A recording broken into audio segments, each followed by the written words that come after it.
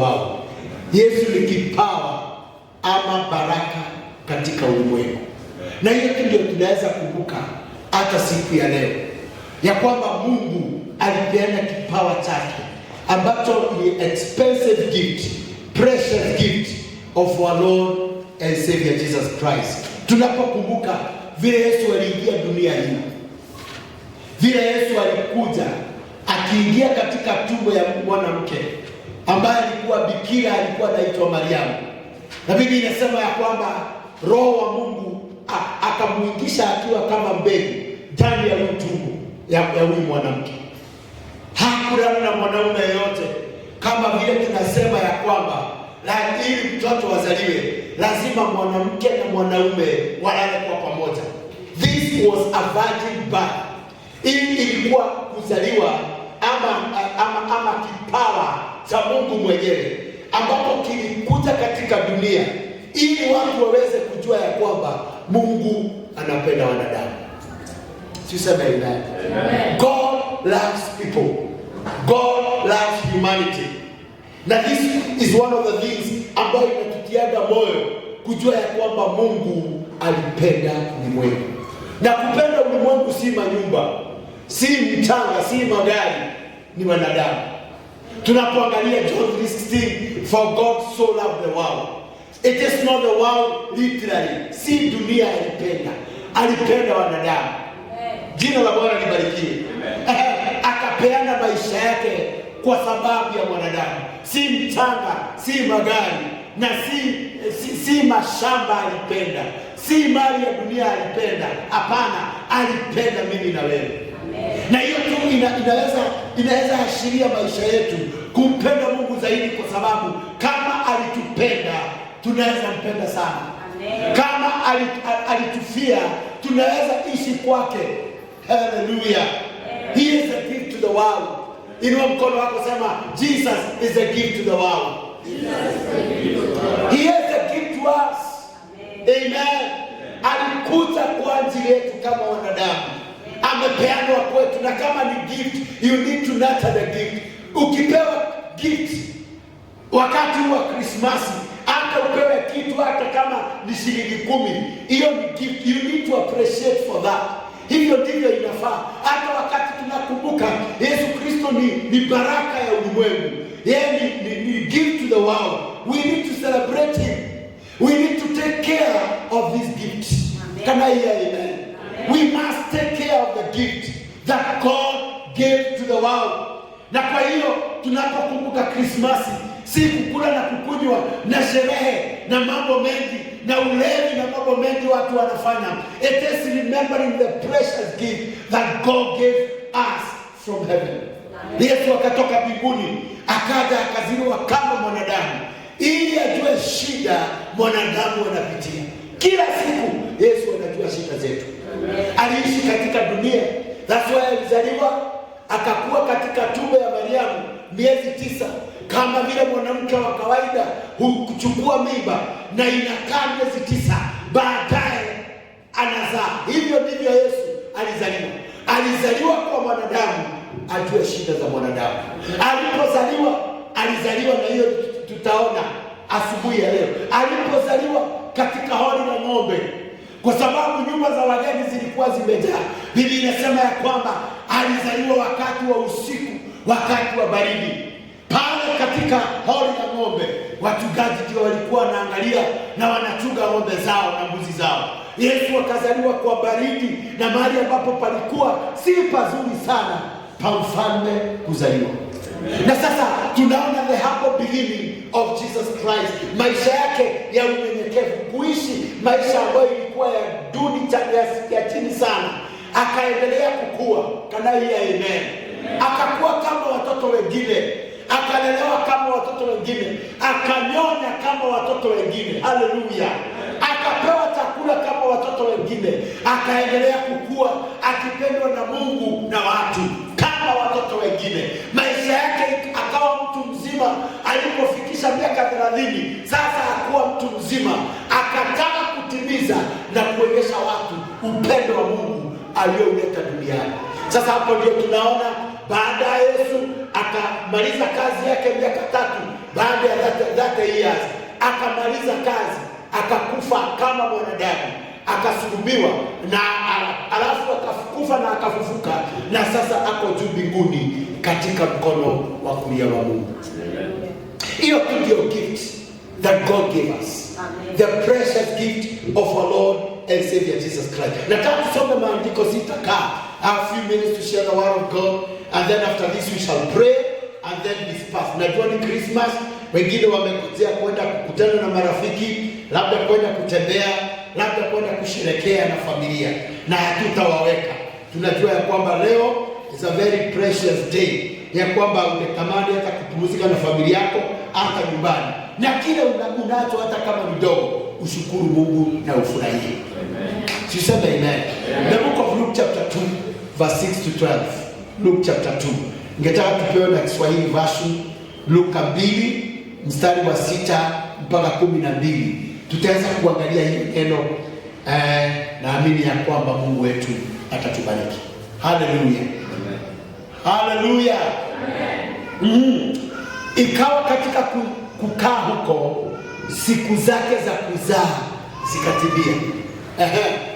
Akamzaa mwanawe kifungua mimba, akamvika nguo za kitoto, akamlaza katika hori ya kulia ng'ombe, kwa sababu hawakupata nafasi katika nyumba ya wageni. Na katika nchi ile ile walikuwako wachungaji wakikaa makondeni na kulinda kundi lao kwa zamu usiku. Malaika wa Bwana akawatokea ghafla, utukufu wa Bwana ukawangalia pande zote, wakaingiwa na hofu kuu. Malaika akawaambia, msiogope, kwa kuwa mimi ninawaletea habari njema ya furaha kuu itakayokuwa kwa watu wote. Maana leo katika mji wa Daudi amezaliwa kwa ajili yenu Mwokozi, ndio Kristo Bwana. 12 ndio mwisho. Na hii ndio ishara kwenu, mtakuta mtoto mchanga amevikwa nguo za kitoto, amelala katika hori ya kulia ng'ombe. Bwana alibariki neno lake. Amen. Nimesema Bwana alibariki neno lake. Amen. We can just give our message this morning, good news. Can you tell your neighbor good news? Good news. Mwambie good news. Good news. Mwambie habari njema. Ndio ilifika kwetu wakati Yesu amezaliwa. Praise the name of the Lord. Amen. Now we can give this message a very simple title, good news. Kwa sababu malaika alipokuja akafikia mamake Yesu na wachungaji na watu wote, aliwaambia sasa hivi nawaletea habari njema, si kweli tu Wayahudi, lakini habari njema kwa watu wote. Jina la Bwana libarikiwe. Asubuhi ya leo tunaona Yesu akizaliwa in a very humble background. Amen. Na Biblia inasema ikafika wakati wa zamu yake ya kuzaa. Akazaa kifungua mimba, firstborn. Praise the name of the Lord. Amen. Na Biblia inasema ya kwamba akamchukua akamlaza katika hori la ng'ombe, akamvalisha nguo za kitoto. Hiyo inakuonyesha Yesu alizaliwa kama mtoto wa kawaida. Haleluya. Alizaliwa kama mtoto, sema mtoto wa kawaida. Alizaliwa kama mtoto tu wa kawaida. Jina la Bwana libarikiwe. Mtoto wa kawaida ni nani? Ni mtoto anayelelewa katika hali ya maisha ya chini. Hakuzaliwa State House, hakuzaliwa katika hospitali, hakuzaliwa katika nyumba, alizaliwa nje. Jina la Bwana libarikiwe. He was not born like a king and did not live like a king by other standards. Hakuzaliwa kama mfalme, tena hakuishi kama mfalme kulingana na standard ama level za kisasa ama za dunia. Alizaliwa mtoto wa chini sana, hata si kama mfalme. Bwana Yesu asifiwe sana. Ya kwamba huyu mtoto amezaliwa wakati wake wa kuzaa Mariamu umefika, kama vile verse 6 imesema na 7. Tupewe 6 and 7 verse, ili uweze kujua ya kwamba ikawa katika kuzaa huko, kukaa huko, siku zake za kuzaa zikatimia. Amen. Ni kama tu vile mwanamke hata akiwa kwa barabara, hata akiwa kwa gari, hata akiwa nyumbani, akiwa popote, wakati wake wa kuzaa ukifika, anazalia pale ambapo wakati umefika. Hivyo ndivyo ilifika kwa Mariamu. Nipigeni mkono kwa jina la Yesu. Ilifika zamu yake walipokuwa wanakaa katika hapo nje, kwa sababu nyumba hakukuwa nafasi. Walipata tayari nyumba za wageni zimejaa. Wakafikiria sasa, kwa sababu hatuna namna, itabidi tukae hapa nje, mahali ambapo ng'ombe zilikuwa zinakula na kulikuwa usiku. Jina la Bwana libarikiwe. Wachungaji wako na wanachunga ng'ombe zao, na mahali wanachunga ndio kuna hori la ng'ombe. Hapa ndio Yesu aliwekelewa, ina maana hori la ng'ombe ni mahali ng'ombe zinawekewa chakula. Kama keteme, mahali ng'ombe zinawekewa chakula, hapo ndipo Yesu alilazwa, kwa sababu hakukuwa na mahali nyumba katika nyumba za wageni. Na Biblia inasema ya kwamba akamzaa mwanawe kifungua mimba, akamvika nguo za kitoto. Haleluya.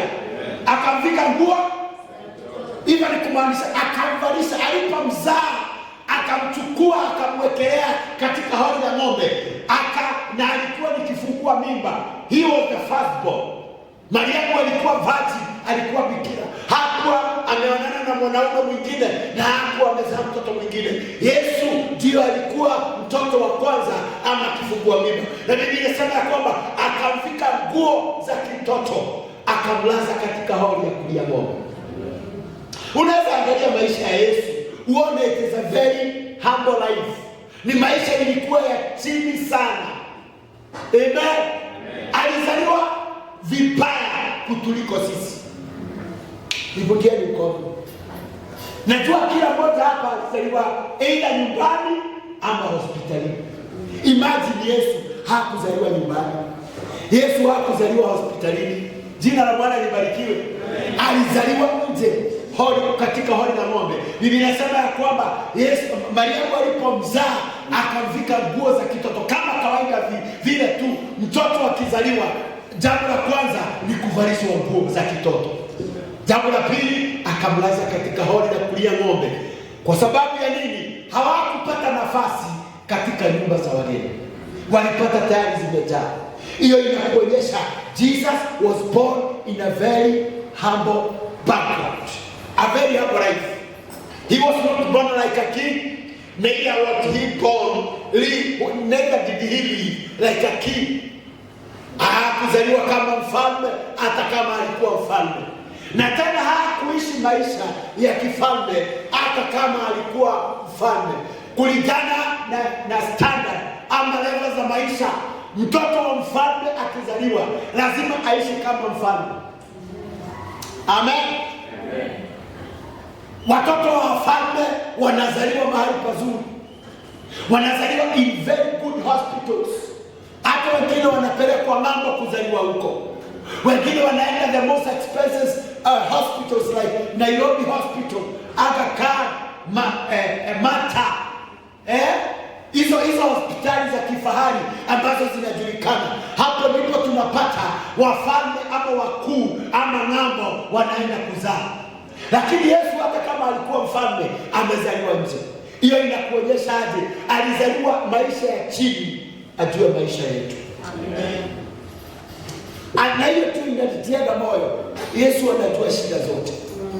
Nimesema Yesu anajua shida zote. Shida zote wanadamu wanapitia, Yesu anazijua. Kwanza kuzaliwa nje katika hori la ng'ombe na kusikia baridi ya usiku kama mtoto. Amen.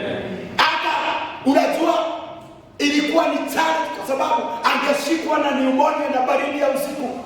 Na Biblia inasema Mariamu alipomzaa akamvika nguo za kitoto, akamlaza katika hori la ng'ombe, kwa sababu hakuwa na nafasi katika nyumba za wageni, walipata tayari zimejaa. Labda kama wangekuwa na pesa wangeenda mapema kubuku nyumba ama room za guest, lakini labda walikuwa very low in terms of finances. Can I get a better amen? Nyumba za wageni zilikuwa zimejaa, hawakuwa na uwezo labda wa kulipa. Because as we see, the background of Jesus' family was a bit poor. They were very down. Si watu wangehesabiwa katika standard za watu walikuwa elites, ama watu ambao walikuwa sehemu za kuhesabiwa watu kama matajiri. Walikuwa very low. Tunapokumbuka ya kwamba Yusufu alikuwa tu carpenter, alikuwa tu mtu wa kujenga fundi wa mbao. Kwa hiyo watu wa fundi wa mbao in those days, they were not so much well. Si watu walikuwa na pesa in the society. There were people who are living below average. That is where Jesus was born. Can I get a better amen? Amen. Verse number 8 inasemaje? Tuone verse 8. Verse 8.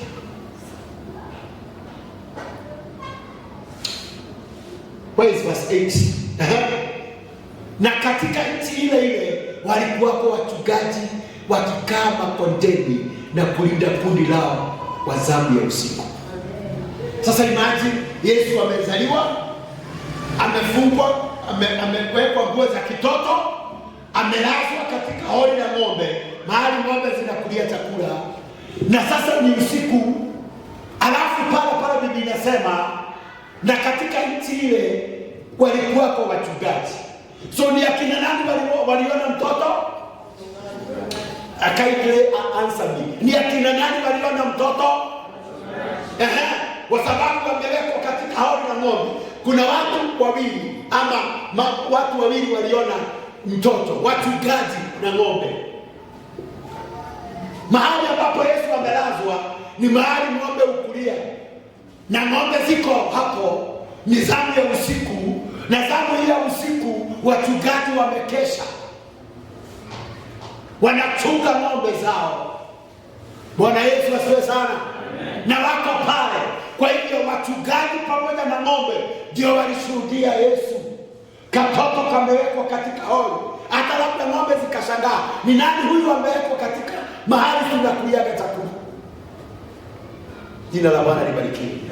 Hebu nipokee mkono katika jina la Yesu. Nataka kukuonyesha safari ya Yesu na vile alizaliwa, ili tuwe ya kwamba alikuja in a very humble life to save you and me.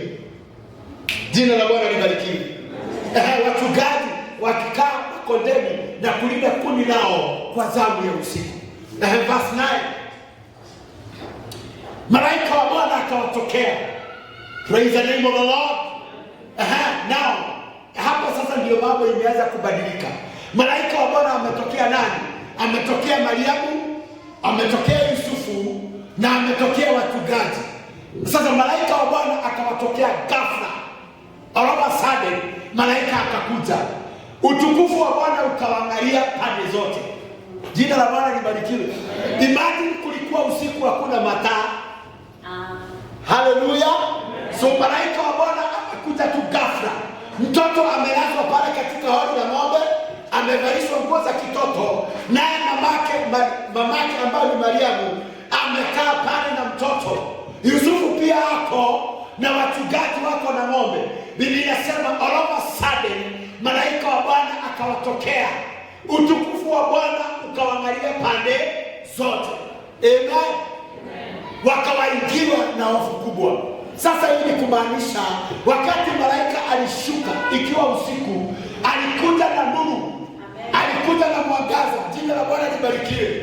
All of a sudden wakaona nuru imeangaza pande zote.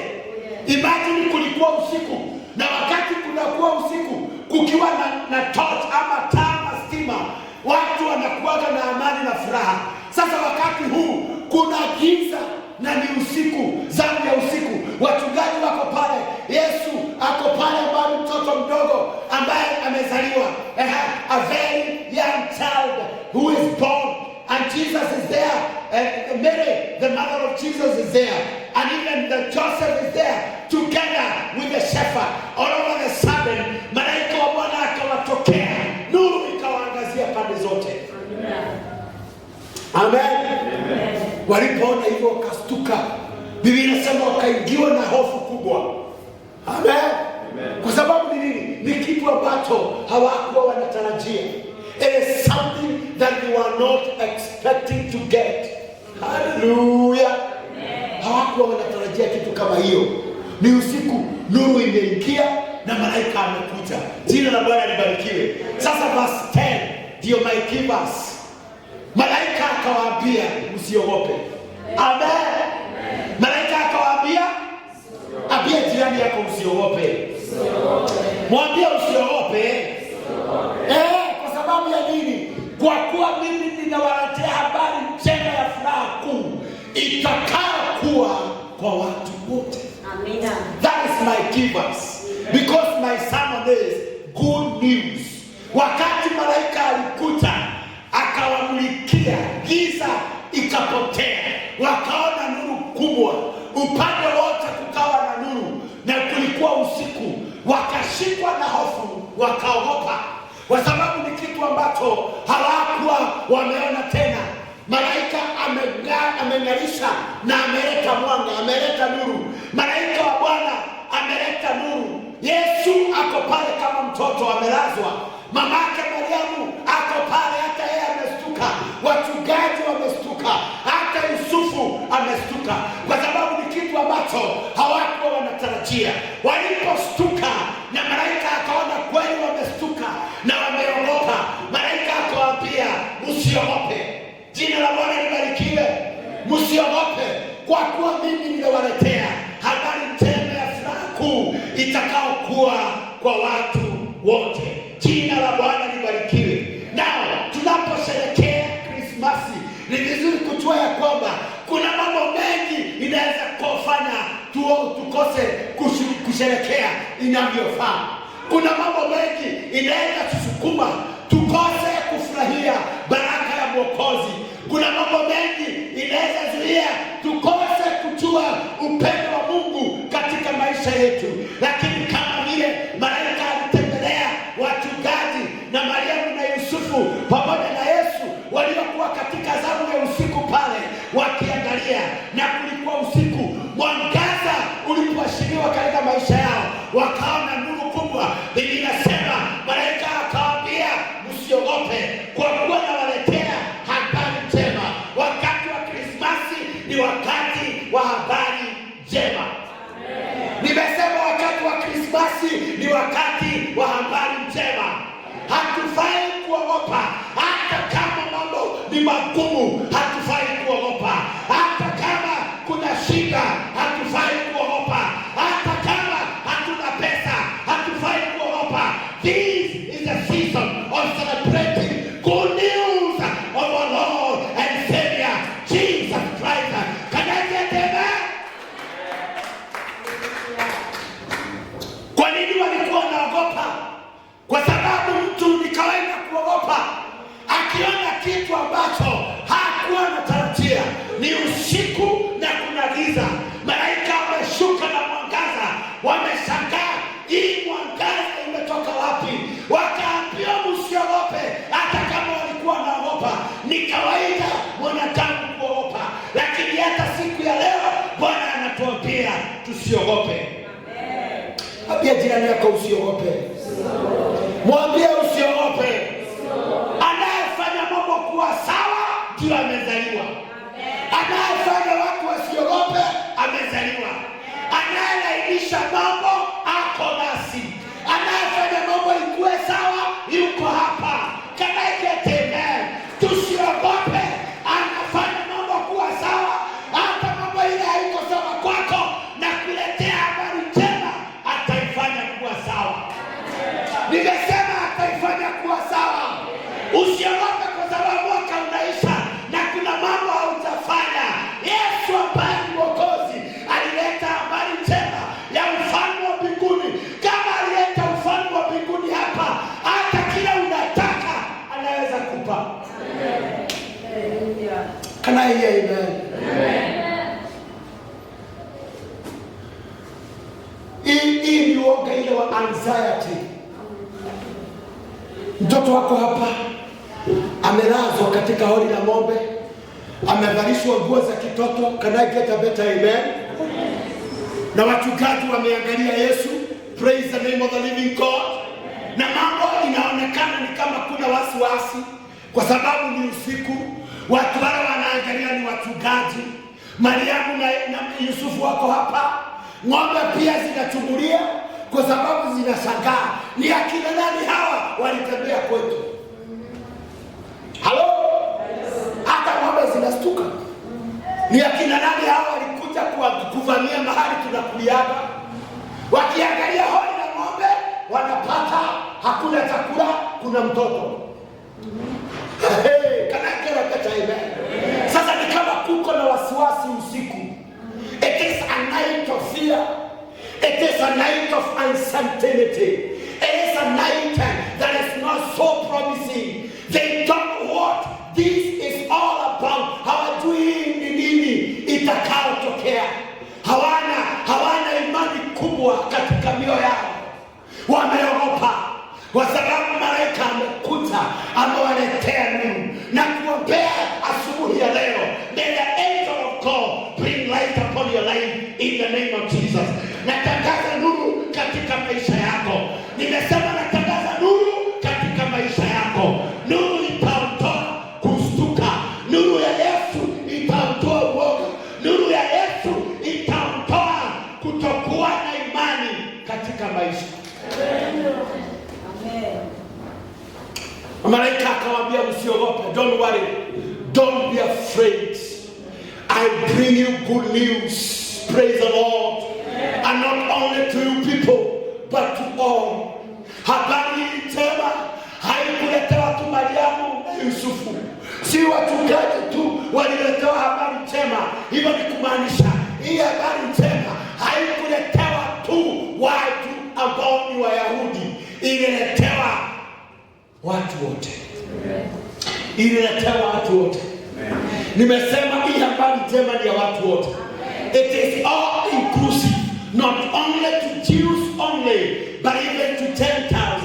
Anasema nimewaletea habari njema si kwenu tu, lakini habari njema kwa watu wa dunia yote. Adaswa unapata siku kama ya leo inasherekewa duniani kote. Hata wale wanajifanya hawaabudu Yesu. It is a time of celebration because it was the good news of everybody to the world, the black and the white, the poor and the rich. Can I get a better amen? It is a part of everybody. Everybody is included in the good news of the Lord and Savior Jesus Christ. Kila mtu amehusika katika habari njema. That's why unapata dunia yote imenyamaza ili muabudu Yesu aliyezaliwa siku kama leo, kwa sababu ya habari njema si ya Waislamu, si ya Wayahudi peke yao, ni ya watu wote. Watu wote wajue Yesu ni Bwana. Semeni Yesu ni Bwana. Inua mkono wako ukisema Yesu ni Bwana. Watu wote lazima wasikie Yesu ni Bwana. Watu wote lazima wasikie Yesu amezaliwa. Hata kama wataki lazima wasikie. That's why kuna celebration today and tomorrow. Watu wamefunga maofisi. Watu wamefunga sehemu za kazi. Hata maraisi wamefunga mahali pao pa Ikulu. Washerekee ushindi wa msalaba. Washerekee kuzaliwa kwa Yesu, kwa sababu habari njema ni ya watu wote. Habari njema ni kwa watu wote. Amen. Hata kama hawataamini, wajue kuna habari njema inayotembea katika dunia. Kana ketenda. Kuna habari njema inayohubiriwa dunia yote. Na hii ndio sababu kubwa ya kusherehekea siku kama ya leo, ni kusema Yesu ni Bwana na ni Mwokozi. Hata kama hawatakubali wasikie na wajionee, kwa sababu habari njema ni kwa watu wote. Amen. Sema amen. Amen. Good news. Amen. To everybody. everybody. Amen. Si tu kwa Wayahudi. Oh, yes. Ni kwa watu makabila. Amen. Mila weusi kwa weupe, matajiri kwa maskini.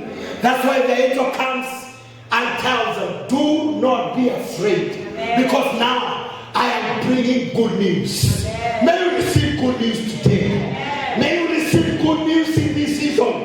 In the name of Jesus Christ. Good news is the gospel. Good news is the word of God. Good news is the prophecy concerning your future. May you receive it in Jesus' name. May you receive good news in Jesus' name. May this good news be deposited in our heart. Wacha habari njema hii ikakae ndani ya mioyo yetu. Tunafaa kutangaza Yesu wakati wote. Amen. Sema amen. Amen. Jana nilikuwa ninatembea mahali na nikakutana na kijana mmoja ambaye ni rafiki yangu. Nikamuuliza, kwa nini hujamkubali Yesu? Kwa sababu wakati huu watu wanafikiria ni wakati wa kukula na kukunywa. Lakini this is a time of good news. Can you say good news? Kusambaza habari njema za Yesu. Kuambia watu kuhusu Yesu ambaye alizaliwa si kwa sababu ya kukula na kukunywa. Alizaliwa kwa sababu ya kuokoa maisha yetu. Na nikamwambia kijana, kwa nini haujakubali Yesu? Jina la Bwana libarikiwe.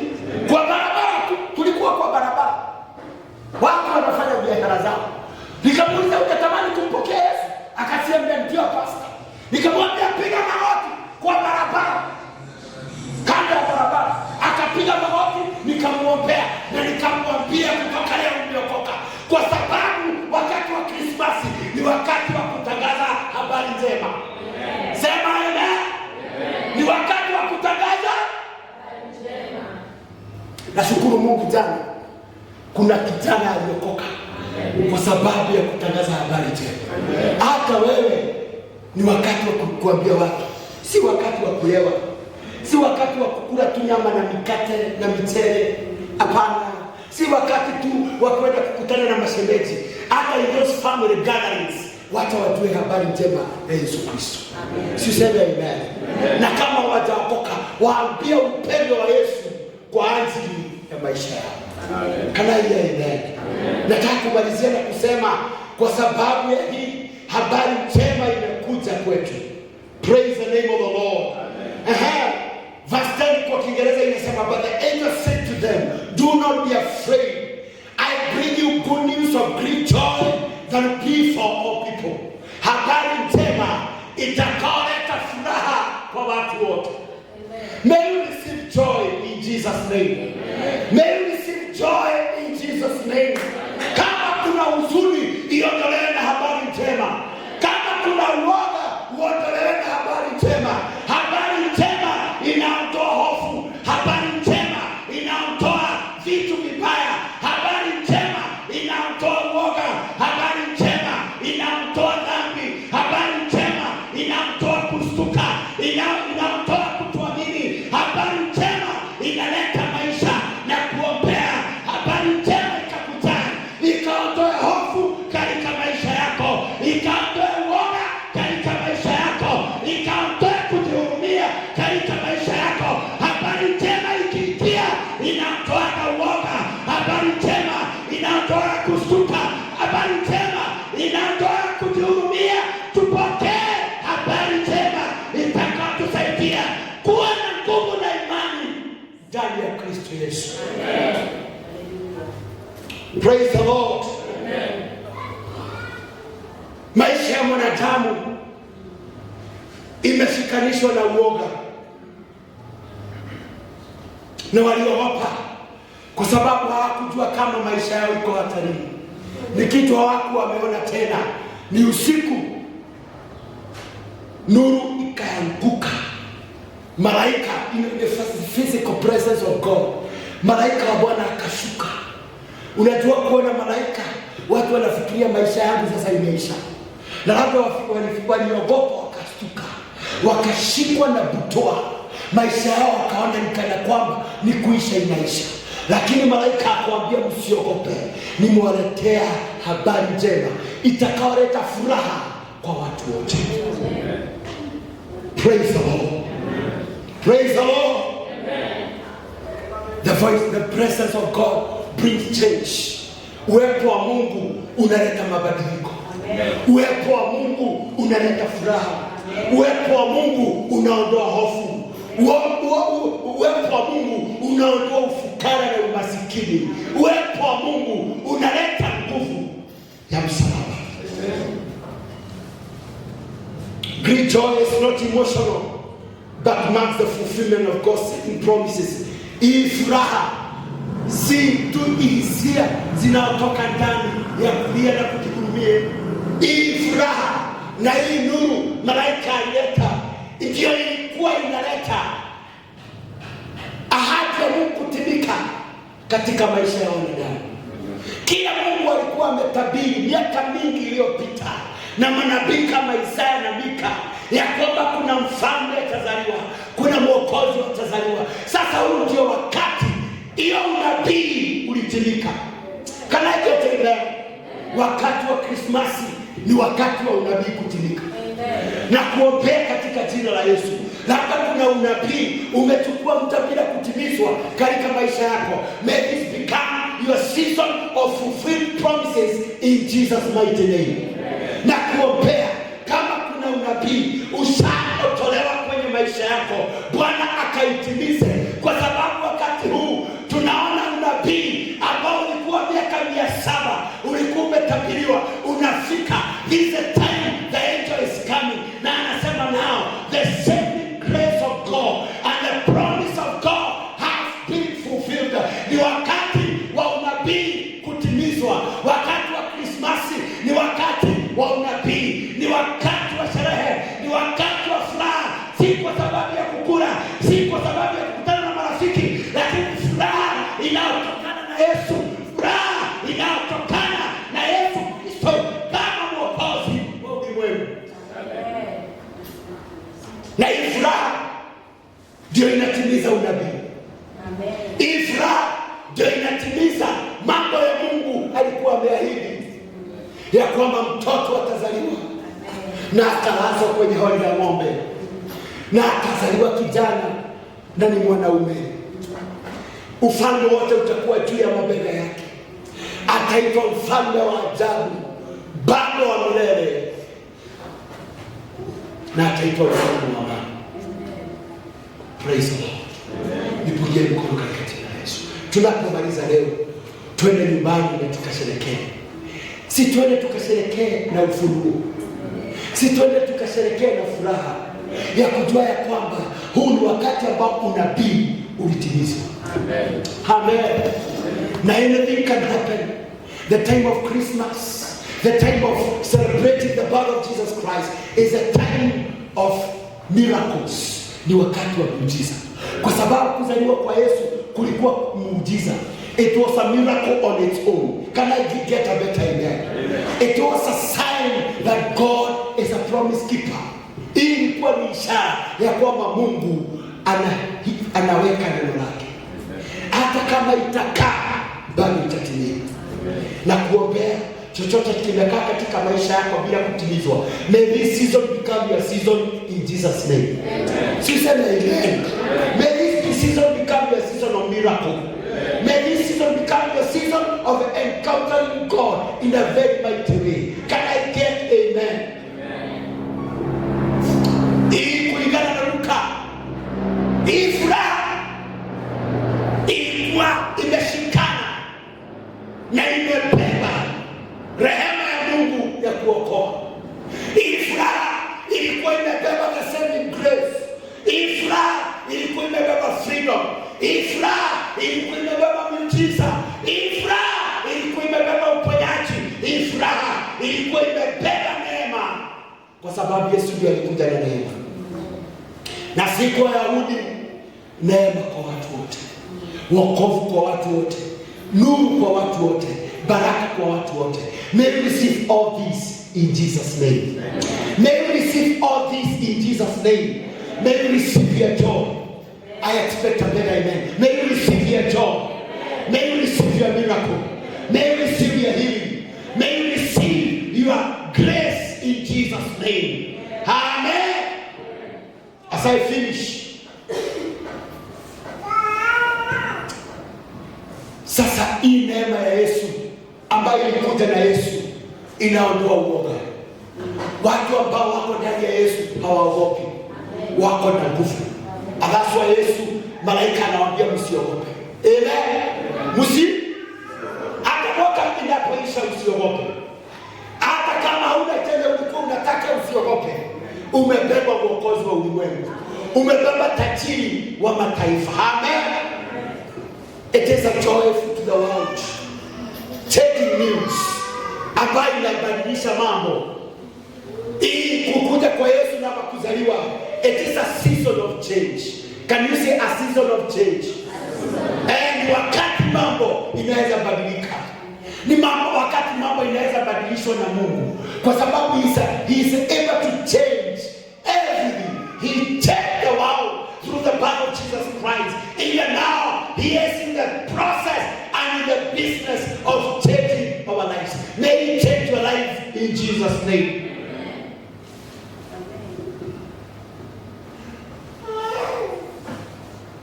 Alizaliwa in a very humble ground. He was a king, lakini hakuzaliwa kama mfalme. Hakulelewa katika nyumba za kifalme, lakini alikuwa mfalme. Anatufundisha nini napomaliza? Kuishi maisha ya kunyenyekea. Kuishi maisha ya amani. Kujulia watu hali, hata kutembelea wasiojiweza. Kanai ya Amen. Aliingia katika maisha ya chini sana, aguze maisha ya mtu wa chini. That's why he was born a king, but he did not live like a king. He lived a very humble life. Can I get amen? Aliishi maisha ya chini, aguze maisha ya watu wa chini, watu ambao walikuwa maskini, watu ambao hawakuwa wanajijua, watu ambao hawakuwa wamehesabiwa katika ufalme huu na neema ya wokovu. Aliwaguza kwa sababu ya kuingia katika levo yao. Bwana angetaka tuwaguze wasio na uwezo. Angetaka tuwafikie na habari njema kwa wale hawamjua Yesu. Wale wako chini sana, Bwana anataka tuwafikie. Bwana anataka tuwaguze na habari njema. Jina la Bwana libarikiwe. Ambia watu kuhusu upendo wa Yesu na neema ya msalaba. Jina la Bwana libarikiwe. Good news refer the proclamation of God's salvation. Habari njema ni kutangaza kuhusu wokovu wa Mungu. Wokovu wa Mungu ambao umekuja duniani kwa ajili ya kila mmoja. Atakayeamini asipotee, bali awe na uzima wa milele. Asubuhi ya leo tunapoenda kusherehekea Krismasi, wacha tuende na ufunuo ya kwamba huu ni wakati wa habari njema. Tusiogope, ni wakati wa mambo kubadilika. Ni wakati wa miujiza. Ni wakati wa furaha. Si furaha ya chakula, hapana, si furaha ya pesa. Ni habari ya Yesu Kristo kuja duniani kama kipawa cha Mungu katika dunia. Jesus is a gift to the world. Can I get a better amen? Just lift your hands. Say, Jesus is a gift to the world. Jesus is the gift to the world. And that's what we are celebrating today. The best gift that God can give the world is His Son, Jesus Christ. And that's what tunaona, that is what God did. Aliahidi atapeana kipawa kizuri, mwanao pekee, the only begotten son, ambaye alimpenda sana, ni mwana wake wa pekee yake, hakuwa na mtoto mwingine, akampea, akamtoa duniani awe baraka, alete wokovu, alete furaha, alete upatanishi, alete msamaha wa dhambi, aondoe uoga, aondoe umasikini, aondoe shida na matatizo, aondoe kukandamizwa na shetani kwa yeyote atakayempokea. Tusimame katika jina la Yesu. Inua mkono wako, mikono yako juu. Alizaliwa in a very humble ground, lakini aliishi maisha ya chini sana. Anatupenda vile tulivyo. He came to meet two people. And even today, I hear the Lord say, anatuambia tusiogope. Malaika anasema tusiogope. Yesu anasema tusiogope. Tumeletewa habari njema. Na kama Yesu alipeana maisha yake kwetu, hakuna kitu kingine anaweza kosa kutupea. He can give us anything else kama alitupa Yesu. Si mwili wa mikono zako, fungua kinywa chako. Mshukuru Mungu kwa sababu ya Yesu. Kujuana na Yesu kunaondoa uoga. Kujuana na Yesu kunaondoa hofu. Kujuana na Yesu kunaondoa kujihurumia. Kujuana na Yesu kunaondoa vitisho vya dunia. Kunaondoa machozi ya kujihurumia. Kujuana na Yesu kunaleta nguvu ambayo inaleta wokovu katika maisha yetu. Huu ni wokovu kwa watu wote, all over the world. That's why tuna celebrate Christmas. Dunia yote inajua ni kwa ajili Yesu alizaliwa, mwokozi wa ulimwengu.